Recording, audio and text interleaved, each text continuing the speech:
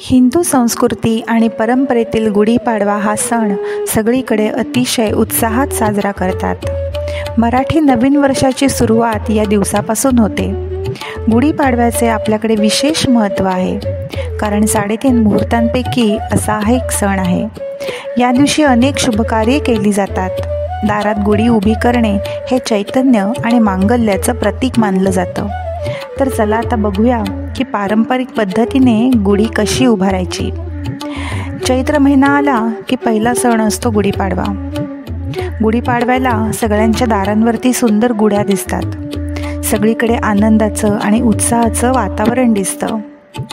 तर गुढी उभी करण्यासाठी पहिल्यांदा कोणत्या गोष्टी लागतात ते पाहूया. एक मोठी लांबसडक स्वच्छ धुतलेली काठी. खूपशा ठिकाणी बांबूची काठीच वापरली जाते. हळद, कुंकू, हार, फुलं, दिवा, अक्षता, आंब्याची पानं, साखरेच्या गाठ्यांच्या माळा, साडी किंवा ब्लाऊज पीस, तांब्याचा कलश किंवा घरातला तांब्यासुद्धा चालेल, रांगोळी आणि गोड नैवेद्य.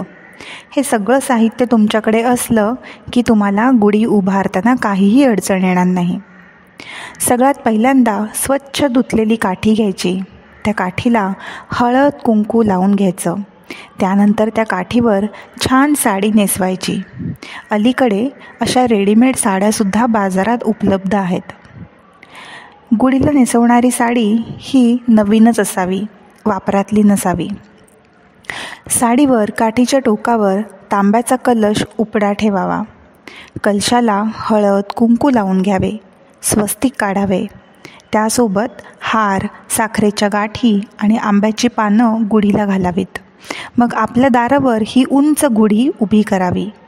गुढी उभी केली की नंतर दिवा, अगरबत्ती अशी दाखवून त्याची पूजा करावी.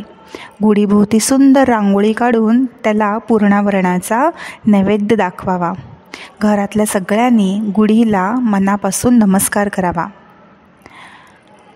गुढी उभी कशी करायची हे आपण बघितलं. पण गुढी उभी करताना सगळ्यात महत्त्वाचा असतो तो म्हणजे मुहूर्त. आता गुढीपाडवा हा 3.5 मुहूर्तांपैकी एक असल्यामुळे दिवसभरात सर्व काळ शुभ मानला जातो. तरी देखील मुहूर्तावर केलेल्या गोष्टींचं आपल्याकडे विशेष महत्त्व आहे. त्यामुळे अशी पारंपरिक पद्धतीने गुढी उभारताना मुहूर्त लक्षात घेतला हवा. यंदाच्या दिवसभरातले मुहूर्त आहेत. पहिला मुहूर्त म्हणजे ब्रह्ममुहूर्त, पहाटे 4:41 पासून ते पहाटे 5:27पर्यंत. नंतर आहे विजय मुहूर्त, दुपारी 2:30 वाजल्यापासून दुपारी 3:19 पर्यंत. तसेच संध्याकाळी आणि अभिजित मुहूर्तावरही तुम्ही गुढी उभी करू शकता. पण आपल्याकडे आपल्या हिंदू प्रथेनुसार सकाळच्या वेळातच प्रसन्न सकाळी गुढी उभी केलेली केव्हाही चांगली. तर आता आपण बघितलं की गुढी कशी उभी करायची आणि कशी साजरी करायची.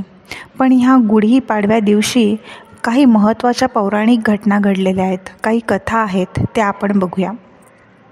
हिंदू दिनदर्शिकेप्रमाणेच म्हणजे कॅलेंडरप्रमाणे चैत्र शुद्ध प्रतिपदेला गुढीपाडवा हा सण महाराष्ट्रात आणि इतर काही राज्यात साजरा केला जातो. शालिवाहन संवत्सराचा हा पहिला दिवस आहे.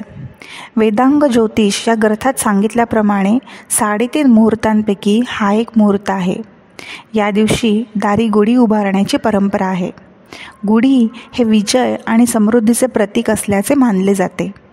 गुढीपाडव्यापासूनच चैत्र नवरात्रीला सुरुवात होते आणि राम जन्माच्या उत्सवाची सुद्धा सुरुवात होते.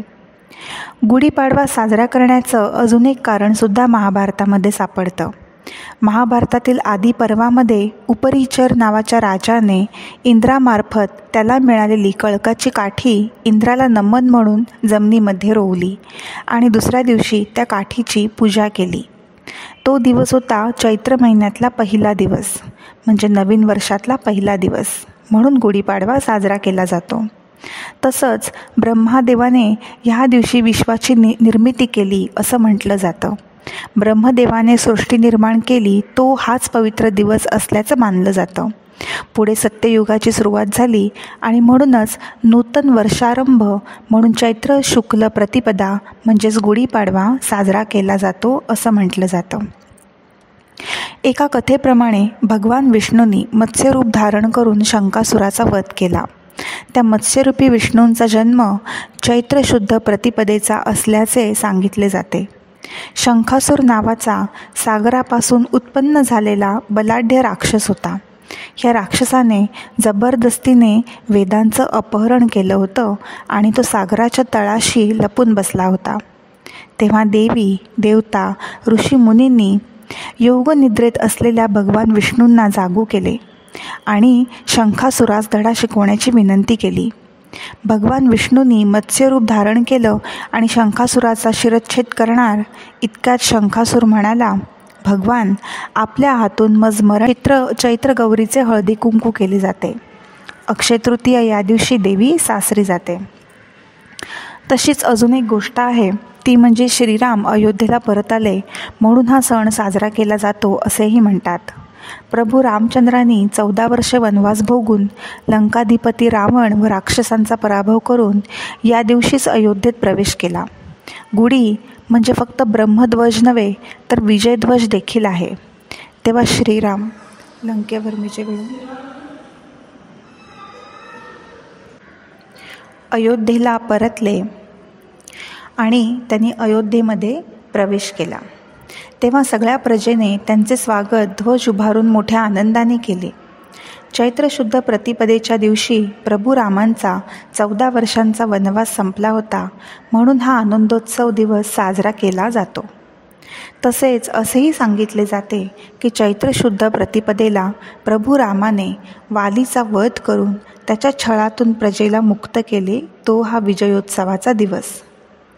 घरातून वालीचा, आसुरी शक्तींचा रामाने दैवी शक्तीने नाश केला, याची गुढी ही सूचकता आहे.